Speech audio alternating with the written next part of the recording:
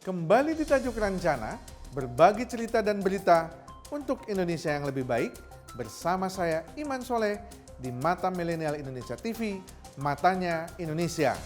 Tajuk Rencana akan membahas 11 berita yang menjadi perbincangan dalam satu minggu terakhir. Berita pertama, Presiden Joko Widodo meresmikan sirkuit Mandalika yang siap digunakan untuk ajang internasional. Presiden Joko Widodo meresmikan sirkuit Mandalika yang terletak di kawasan ekonomi khusus atau KEK Mandalika, Kabupaten Lombok Tengah, Provinsi Nusa Tenggara Barat pada hari Jumat 12 November 2021. Presiden Joko Widodo meyakini perhelatan akbar internasional seperti World Superbike dan MotoGP akan memberikan dampak signifikan bagi pertumbuhan ekonomi di daerah. Selain itu, keberadaan sirkuit Mandalika diharapkan bisa memunculkan titik-titik pertumbuhan ekonomi baru di Provinsi Nusa Tenggara Barat. Adapun sirkuit Mandalika yang berada di kawasan ekonomi khusus Mandalika dikelola oleh PT Pengembangan Pariwisata Indonesia Persero atau dikenal dengan Indonesia Tourism Development Corporation atau ITDC. Untuk diketahui, sirkuit Mandalika menjadi salah satu lintasan balap terindah di dunia. Bagaimana tidak, sirkuit ini langsung berbatasan dengan pantai pasir putih yang ada di kawasan ekonomi khusus Mandalika atau KEK Mandalika di Desa Kuta, Lombok Tengah, Nusa Tenggara Barat. Sirkuit Mandalika memiliki nama resmi Pertamina Mandalika International Street Circuit. Penamaan sirkuit ini dilakukan melalui penandatanganan perjanjian kerjasama atau PKS, sponsorship dan peluncuran nama resmi sirkuit balap internasional Mandalika di Jakarta, Kamis 7 Oktober 2021. Mengutip dari situs resmi WSBK, Pertamina Mandalika International Street Circuit dirancang sepanjang 4,3 km atau 4.300 meter. Jumlah tikungan di sirkuit Mandalika sendiri mencapai 17 tikungan, dengan 11 mengarah ke kanan dan 6 lainnya mengarah ke kiri. Sirkuit Mandalika dapat menampung 150.000 hingga 200.000 orang penonton. Dalam masa pandemi COVID-19, pihak pengelola hanya menyediakan hingga 75.000 kursi di grandstand atau 138.000 area berdiri. Namun, karena dibangun di atas lahan hampir 100 hektar, sirkuit Mandalika memiliki banyak tempat terbuka. Sehingga ini dapat menjadi kesempatan untuk mendatangkan lebih banyak penonton di masa depan. Sirkuit Mandalika mendapatkan 3 rekor muri dari Museum Rekor Dunia Indonesia, yakni pengaspalan menggunakan teknologi Building Information Modeling dengan volume terbanyak. Kemudian, pembangunan sirkuit pertama standar Federation International The Motorcyclism atau FIM, dan yang ketiga yaitu lintasan sirkuit tercepat. Peresmian sirkuit Mandalika akan memberikan harapan baru di tengah-tengah pandemi COVID-19. Betapa tidak, helatan World Superbike akan menjadi fokus perhatian dunia. Selain itu diharapkan ajang tahun depan, sirkuit Mandalika juga akan dipakai menjadi arena MotoGP. Dalam kedua helatan akbar tersebut, tentunya akan menarik investor-investor untuk membangkitkan kembali ekonomi, khususnya ekonomi pariwisata di kawasan timur Indonesia.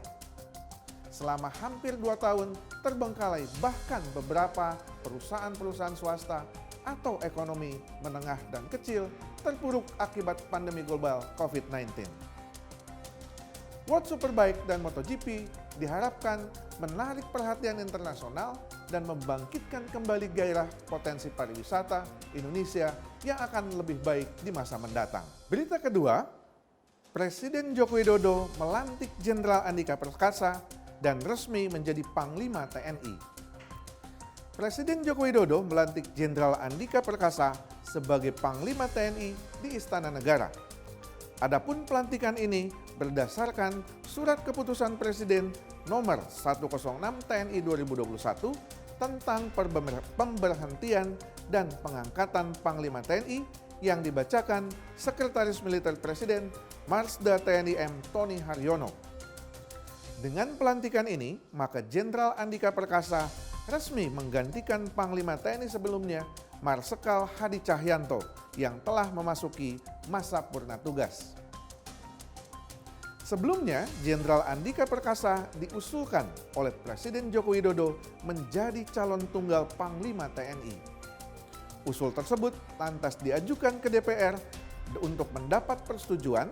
Pengajuan ini dikirimkan melalui surat presiden atau surpres yang tiba di DPR pada 3 November 2021. Setelah menerima surpres, pimpinan DPR kemudian menugaskan Komisi 1 untuk menggelar uji kelayakan dan kepatutan atau fit and proper test terhadap Andika Perkasa. Usai proses fit and proper test pada 6 November 2021, Komisi 1 DPR RI menyetujui Andika Perkasa sebagai calon Panglima TNI. Persetujuan itu lantas disahkan dalam rapat paripurna ke-9 DPR masa persidangan kedua tahun sidang 2021-2022 pada 8 November 2021.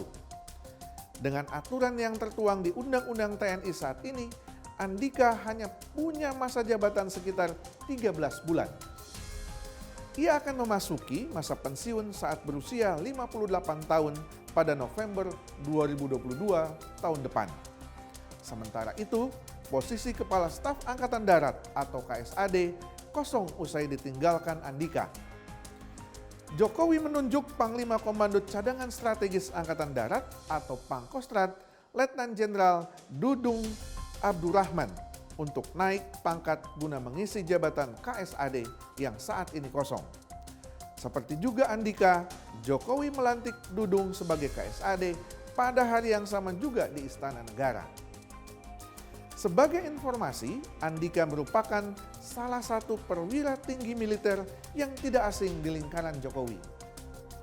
Selain pernah menjabat dan Pas Pampres yang menjaga langsung keamanan Presiden Jokowi, sebagai presiden, kerabat Andika pun terbilang dekat dengan Presiden Joko Widodo.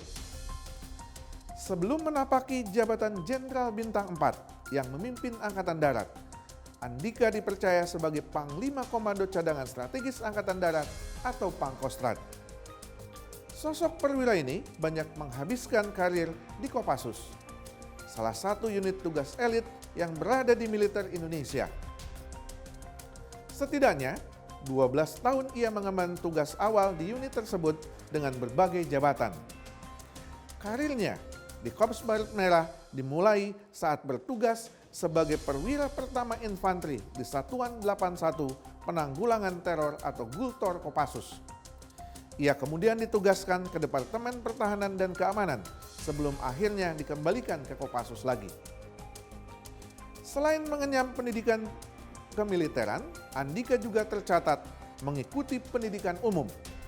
Semua itu jalani Andika di Amerika Serikat. Masing-masing yakni di Military College of Vermont, Norwich University, National War College, National Defense University, dan the Trachtenberg School of Public Policy and Public Administration, Universitas George Washington. Ada tugas berat yang akan dihadapi oleh Jenderal Andika selama dia menjabat 1 tahun ke depan. Pertama adalah mempersiapkan konsolidasi TNI menghadapi persiapan pemilu pada tahun 2024 serta mempersiapkan alutsista bagi semua matra baik darat, laut, dan udara. Masa 1 tahun kemungkinan akan dipakai oleh Jenderal Andika untuk mengkonsolidasikan semua kekuatan matra baik darat, laut, dan udara untuk membentuk soliditas TNI dan menghadapi pemilu 2024. Berita ketiga, MUI nonaktifkan Ahmad Zain An-Najah yang ditangkap Densus 88.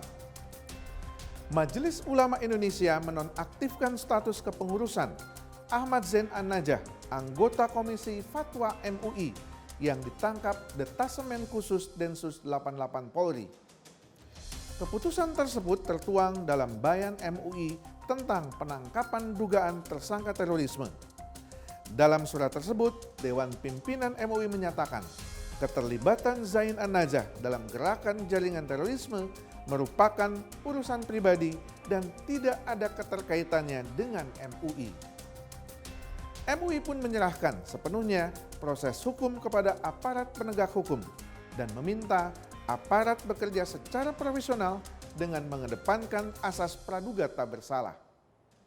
Selain itu, meminta agar hak-hak yang bersangkutan untuk mendapatkan perlakuan hukum yang baik dan adil. Majelis Ulama Indonesia juga menghimbau masyarakat untuk menahan diri agar tidak terprovokasi dari kelompok-kelompok tertentu yang memanfaatkan situasi ini untuk kepentingan tertentu. Diberitakan sebelumnya, Densus 88 menangkap tersangka teroris Zain An-Najah pada Selasa 16 November 2021. Polri mengungkapkan Zain An-Najah merupakan anggota Dewan Syuro Jamaah Islamiyah atau JI. Kabag Banops Densus 88 Anti Teror Polri Kombes Aswin Siregar menyampaikan penangkapan tiga terduga teroris di Bekasi sebenarnya mengacu pada penelusuran organisasi pendanaan JI, yakni Lembaga Amil Zakat Baitul Mal Abdurrahman bin Auf atau LAZBM ABA. Sebelumnya, Polri menyebutkan penangkapan Ustadz Farid Ahmad Okbah dan anggota Komisi Fatwa Majelis Ulama Indonesia Ahmad Zain An-Najah merupakan hasil penelusuran dan dari pemeriksaan 28 terduga teroris yang sebelumnya telah tertangkap. Pengungkapan jaringan terorisme dilakukan melalui upaya penelusuran pendanaan dan melalui pergerakan orang di dalam organisasi itu sendiri. Untuk kelompok Jamaah Islamiyah, titik terang menjadi semakin terlihat usai penangkapan sang amir, yaitu Para Wijayanto. Para Wijayanto dapat menggambarkan struktur organisasi JI, pola rekrutmen, pendanaan hingga strategi gerakan Jamaah Islamiyah. Untuk pendanaan Jamaah Islamiyah didapat dari dua sumber, yakni melalui infak bulanan anggota sebesar 2,5% dari pendapatan bulanan dan lewat Lembaga Amil Zakat Baitul Mal Abdurrahman bin Auf. Penangkapan ini menandakan bahwa terorisme masih ada di sekitar kita. Majelis Ulama Indonesia sebagai lembaga normatif keagamaan Islam terbesar termasuk adalah organisasi yang disusupi oleh terorisme.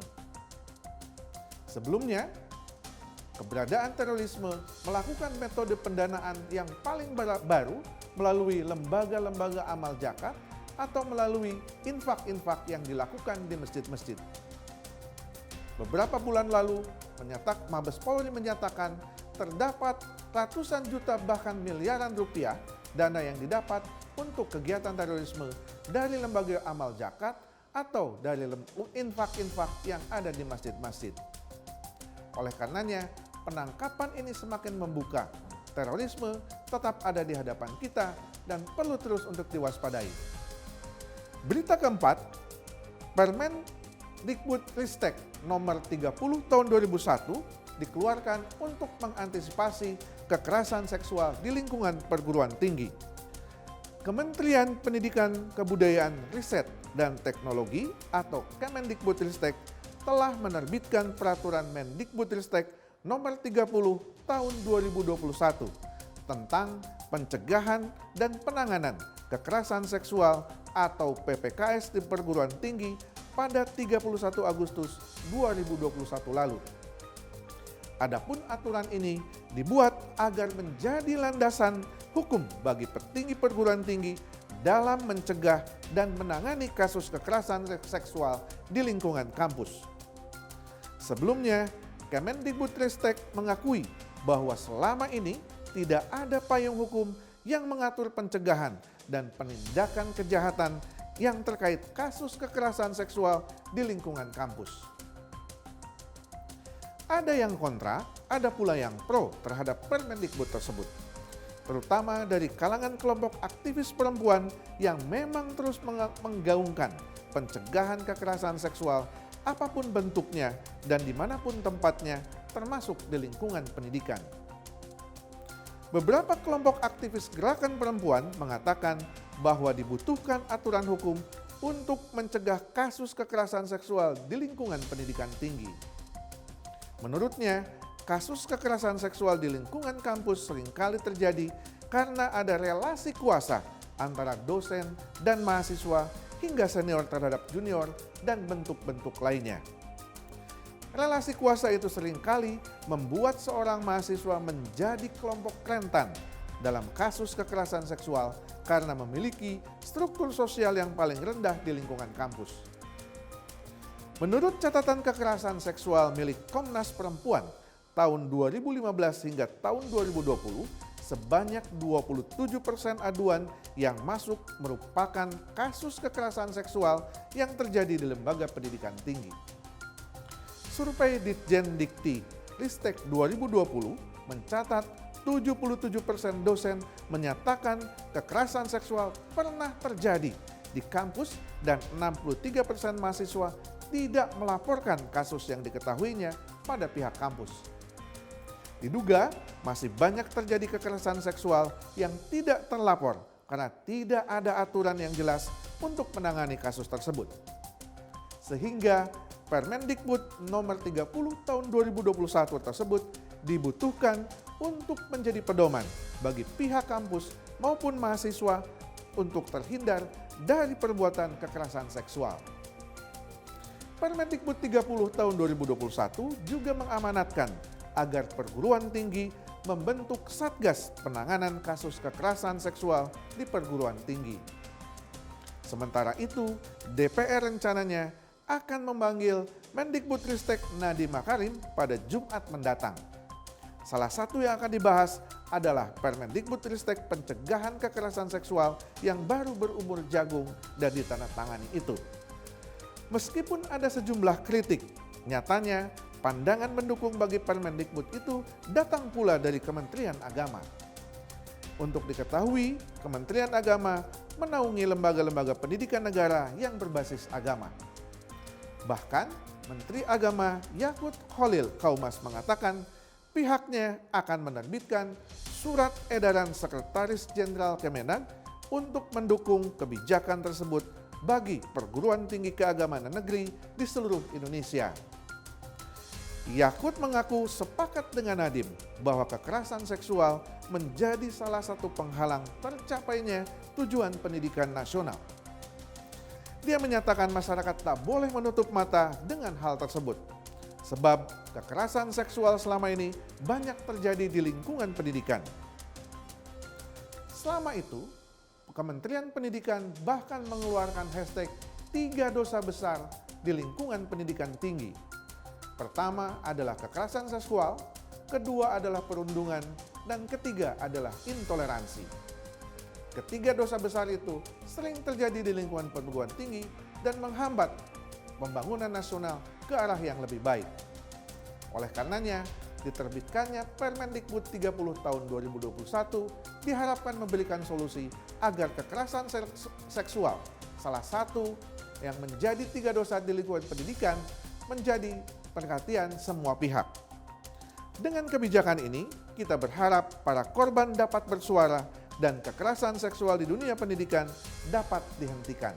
Berita kelima, lantik 6 Kapolda, Kapolri minta kasus oknum polisi tak tunggu viral di media sosial. Kapolri Jenderal Listio Sigit Prabowo meminta penanganan kasus pelanggaran oleh anggota kepolisian tanpa harus menunggu viral dulu di media sosial. Pernyataan ini dikemukakan saat Kapolri tengah memimpin upacara serah terima jabatan sejumlah perwira tinggi di Mabes Polri. Listio juga mengingatkan pada jajarannya agar supaya lebih peka dan mampu melaksanakan pemetaan di lapangan dengan baik untuk menciptakan situasi yang aman dan tertib. Listio juga mengingatkan jajarannya lebih peka dan agar situasi berjalan aman, damai, dan kondusif.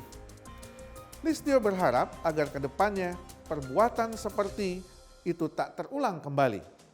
Ia pun menekankan para perwira Polri harus menjadi pimpinan dan menjadi contoh agar tidak ragu memberikan hukuman dan tindakan tegas kepada oknum yang melanggar. Lebih lanjut, Listio juga menekankan kepada jajarannya untuk menghapus stigma di masyarakat bahwa kepolisian baru akan bertindak saat sebuah peristiwa menjadi viral di media sosial. Sebagai informasi, beberapa pejabat utama yang dilantik pada kesempatan itu adalah Irjen Ahmad Doviri sebagai Kabag Intel Kampolri, Irjen Firman Santiabudi sebagai Kakor Lantas Polri, Irjen Argo Yuwono sebagai Asisten Kapolri Bidang Logistik, dan Irjen Dedi Prasetyo sebagai Kadif Humas Mabes Polri. Di deretan Kapolda ada Irjen Suntana sebagai Kapolda Jawa Barat yang baru, Irjen Nana Sujana yang dilantik menjadi Kapolda Sulawesi Selatan, dan Irjen Mulyatno sebagai Kapolda Sulawesi Utara.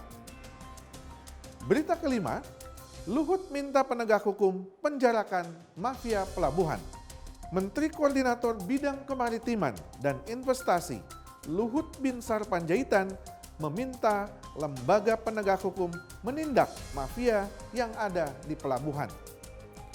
Luhut juga mengajak Komisi Pemberantasan Korupsi atau KPK, Kejaksaan dan Polri untuk membentuk satuan tugas untuk memberantas dan memenjarakan mafia yang menghambat Indonesia menjadi negara maju.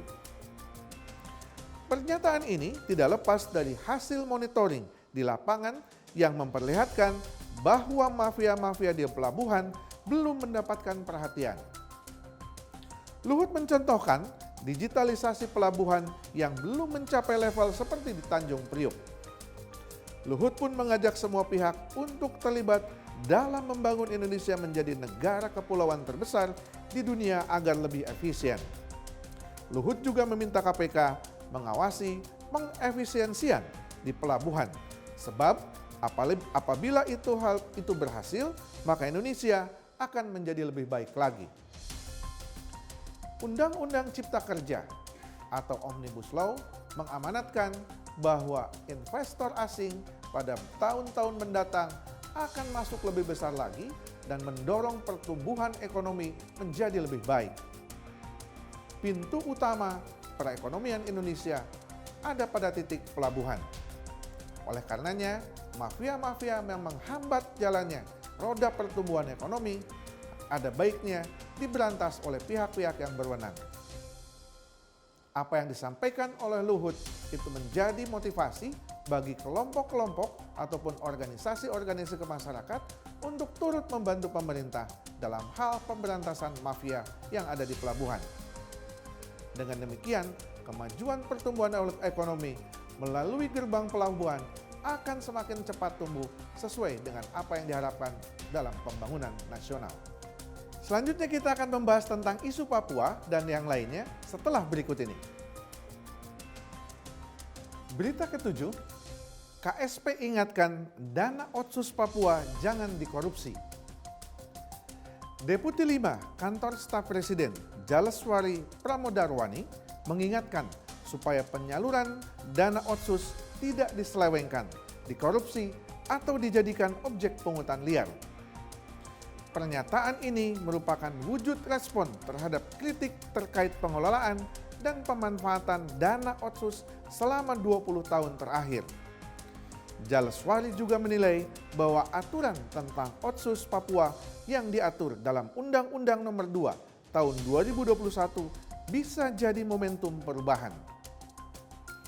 Terlihat dari Indeks Pembangunan Manusia atau IPM, Papua yang berada di skor 60,44 atau turun 0,40 dibanding tahun 2019, dan IPM Papua Barat yang berada di bawah rata-rata IPM nasional tahun 2020. Jaleswari menilai Undang-Undang Nomor 2 Tahun 2021 tentang Otsus Papua dapat menjadi momentum perubahan. Aturan itu menekankan pada mekanisme baru pendanaan Otsus, yakni peningkatan alokasi dana Otsus menjadi 2,25% atau setara dana alokasi umum nasional. Sebanyak 1% merupakan block grant dan 1,25% berbasis kinerja. Jaleswari menyampaikan bahwa pemerintah sudah menyiapkan mekanisme pencegahan korupsi melalui Strategi Nasional Pencegahan Korupsi atau Stranas PK yang dapat diterapkan untuk membantu pengelolaan dan implementasi Otsus ke depan.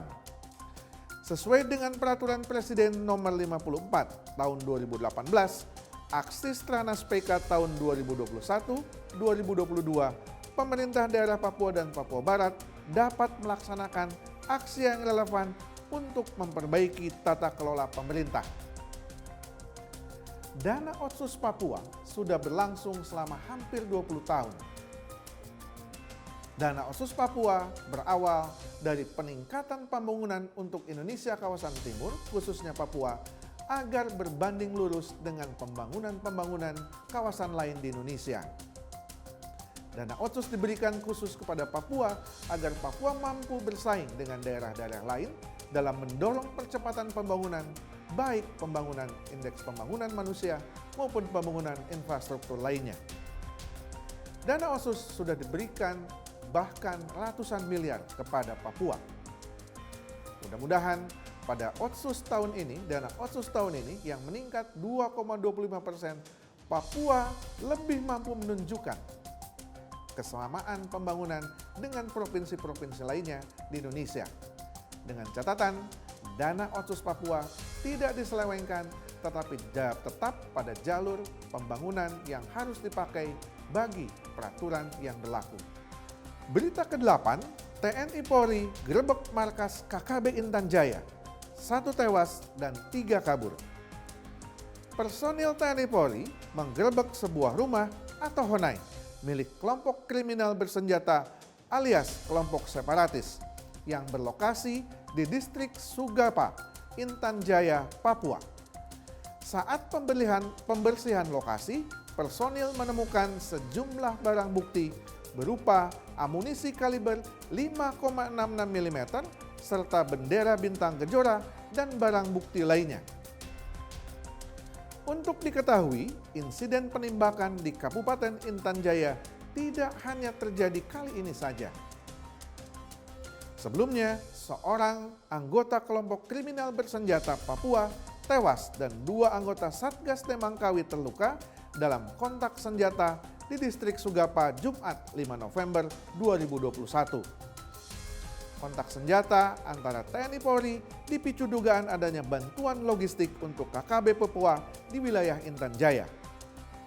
Kasatgas Humas Temangkawi, Kombes Ahmad Mustafa Kamal menjelaskan, pada Jumat 5 November pukul 08.38 waktu Indonesia Timur, personil gabungan memantau di ketinggian dan melihat 10 orang memegang senjata api laras panjang dari arah semak pepohonan di sekitar dusun Biulagi di sekitar Kaliwabu.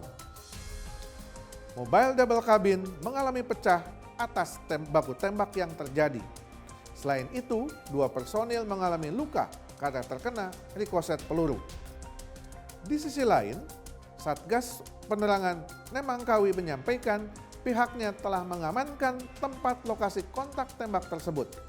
Sebaliknya, Polri bersama TNI juga akan mengejar terhadap kelompok KKB yang bertanggung jawab atas insiden tersebut. Pasukan TNI Polri semakin terus meningkatkan kewaspadaan terhadap kemungkinan KST Papua melakukan penyerangan-penyerangan lainnya menjelang tanggal 1 Desember yang dianggap sebagai hari kemerdekaan OPM.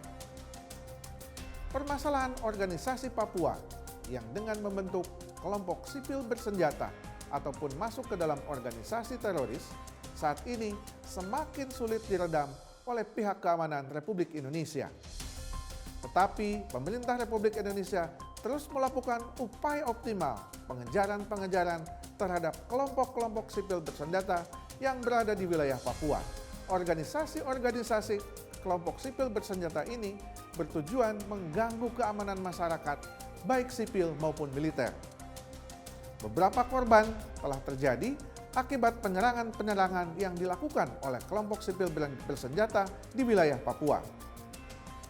Tetapi hingga saat ini, pasukan TNI Polri berasa yakin akan dapat mengamankan kondisi dan situasi Papua menjadi kembali normal dan kondusif.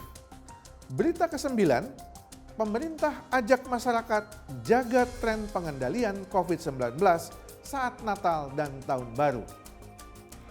Pemerintah mengajak semua elemen masyarakat untuk menjaga tren bagus penanganan COVID-19 saat libur Natal dan Tahun Baru pada saatnya nanti. Kebijakan-kebijakan termasuk pembatasan mobilitas menjelang Natal dan Tahun Baru ditetapkan pemerintah untuk menghindari kenaikan kasus COVID-19 secara signifikan seperti yang terjadi pada tahun lalu. Semua pihak patut mensyukuri kondisi kasus COVID-19 Indonesia yang saat ini telah menurun drastis dibandingkan periode puncak pada Juli 2021. Masyarakat perlu mewaspadai bahwa masih banyak ketidakpastian yang harus dihadapi, terutama di tengah periode libur Natal dan Tahun Baru atau Nataru. Belajar dari pengalaman bahwa libur hari besar selalu memicu kenaikan kasus COVID-19 di tanah air. Kenaikan kasus tidak hanya terjadi pada kasus harian, namun juga pada kasus mingguan yang bertahan cukup lama.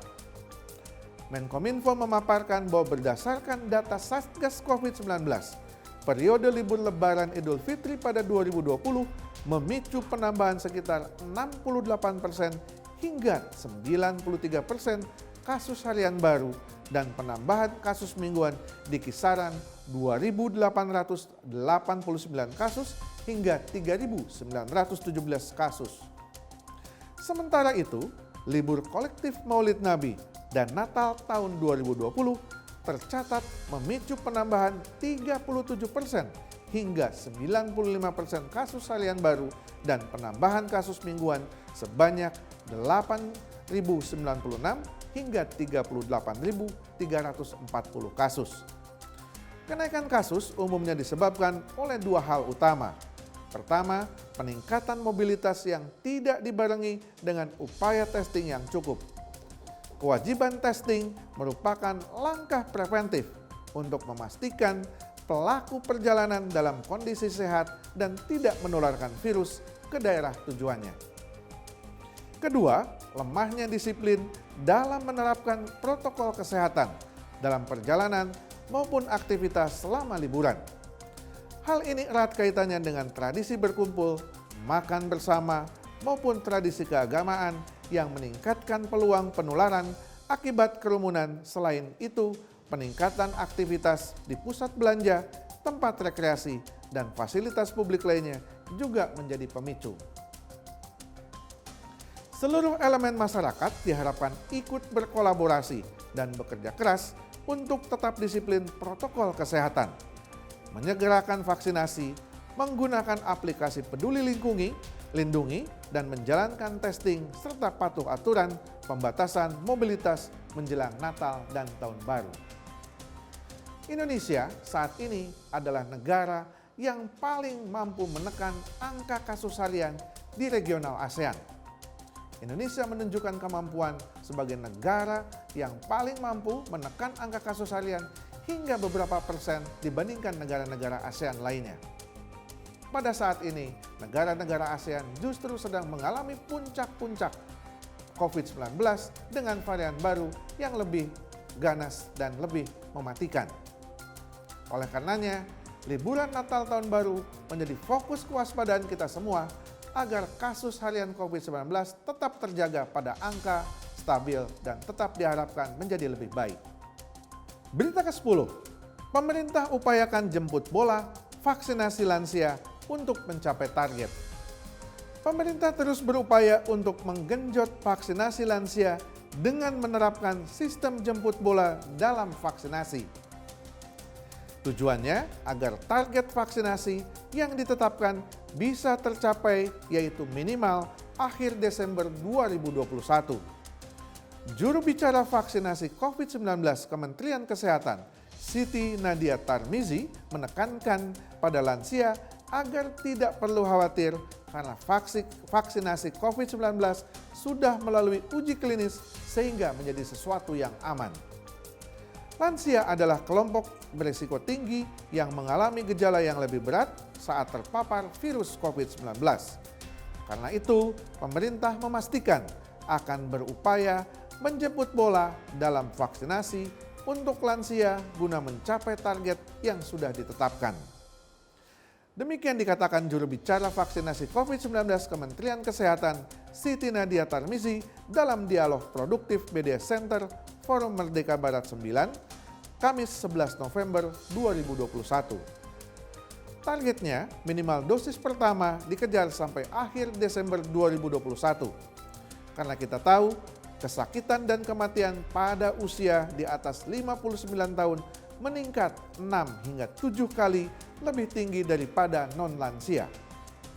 Nadia menjelaskan kelompok lansia selalu menjadi prioritas vaksinasi COVID-19, termasuk di Indonesia yang telah memulai vaksinasi lansia sejak bulan Maret 2021. Namun hingga saat ini baru 43% sasaran vaksinasi lansia mendapatkan dosis pertama. Hal ini justru berbanding terbalik dengan capaian vaksinasi secara umum, di mana 61% sasaran sudah tervaksinasi sehingga kurang sekitar 40% yang harus dikejar. Nadia menjelaskan kelompok lansia tidak perlu khawatir karena vaksin COVID-19 sudah melalui uji klinis. Sangat aman dan efek sampingnya sangat kecil.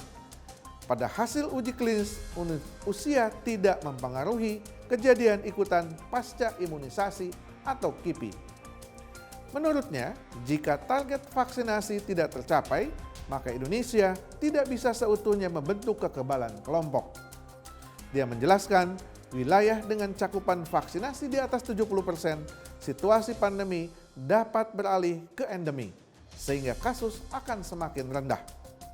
Sementara di daerah yang belum mencapai target vaksinasi, maka seperti halnya cakupan vaksinasi imunisasi rutin, pada daerah tersebut potensi kejadian luar biasa pasti akan mudah terjadi dan akan mengganggu kabupaten kota lainnya. Mengenai vaksin booster, Nadia menyebutkan bahwa hal tersebut sudah menjadi bagian dari perencanaan perlindungan masyarakat dan sudah dilaksanakan pada tenaga kesehatan. Diketahui seiring waktu imunitas akan berkurang dan munculnya turunan varian Delta yang selalu terus mengancam. Vaksinasi terhadap lansia tentunya merupakan bagian penting dari program vaksinasi nasional, di mana program vaksin nasional dapat menurunkan angka kasus harian COVID-19 minimal menampung atau bahkan menolak gejala-gejala yang terjadi pada penderita COVID-19. Berita ke-11, hoaks hambat vaksinasi COVID-19 di Aceh, Wakil Presiden minta pesantren dan ulama untuk mengedukasi warga. Ketua Majelis Permusyawaratan Ulama Aceh, Tengku, menegaskan bahwa program vaksinasi COVID-19 di Aceh mengalami kendala lantaran banyak berita hoaks yang tersebar di masyarakat.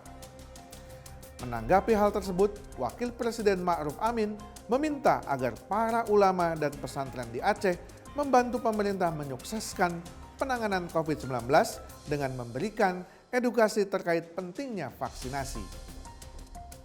Menurutnya, vaksinasi merupakan upaya perlindungan diri dari paparan COVID-19. Keberhasilan program vaksinasi COVID-19 di Indonesia, kata Ma'ruf, dapat terwujud apabila ada kerjasama yang baik dari berbagai pihak, termasuk pesantren. Menurut Ma'ruf, pesantren sebagai pusat pembelajaran agama Islam harus terus dikembangkan dan mampu memberikan ilmu yang dibutuhkan oleh masyarakat. Sementara itu, pemerintah terus mengimbau agar masyarakat yang sudah divaksinasi tetap disiplin menjalankan protokol kesehatan atau prokes. Sesuai surat edaran Satgas Penanganan COVID-19 nomor 16 tahun 2021, masyarakat dihimbau untuk menerapkan prokes 6M. Adapun prokes 6M meliputi memakai masker, mencuci tangan dengan sabun, atau membersihkan tangan dengan hand sanitizer, menjaga jarak, menjauhi dan mencegah kerumunan, serta menghindari makan bersama. Hal-hal yang masih mengganggu pada saat pandemi COVID-19 saat ini adalah masih memunculnya berita-berita hoaks atau palsu terkait penanganan COVID-19 di masyarakat. Salah satu yang memberikan dampak akibat hoax adalah masyarakat menjadi ragu untuk melakukan vaksinasi di beberapa tempat yang menyelenggarakan program vaksinasi nasional. Akibat hoax, masyarakat menjadi terbelah. Apakah vaksin memberikan dampak yang positif atau bahkan vaksin memberikan dampak yang negatif? Oleh karenanya, himbauan Wakil Presiden agar semua pihak berkontribusi terhadap suksesnya program vaksinasi nasional untuk menjadi perhatian kita semua. Terima kasih telah menyaksikan Tajuk Rencana. Saya Iman Soleh, pamit undur diri. Tetap saksikan episode selanjutnya hanya di Mata Milenial Indonesia TV, Matanya Indonesia.